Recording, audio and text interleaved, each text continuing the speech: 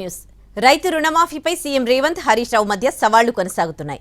రుణమాఫీ చేసి తీరుతాం, రాజీనామా పత్రం జేబులో పెట్టుకోవాలన్న సీఎం రేవంత్ వ్యాఖ్యలపై స్పందించారు హరీష్.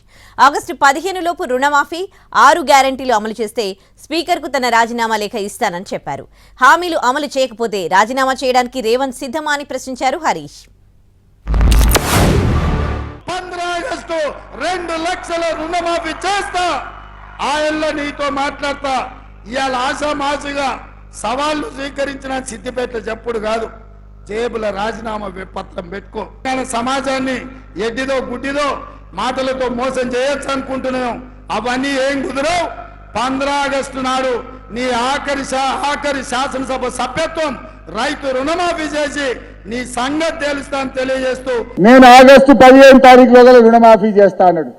రేపు మళ్ళా మెదక్ నుంచి రేవంత్ రెడ్డికి ఛాలెంజ్ చేస్తున్నా.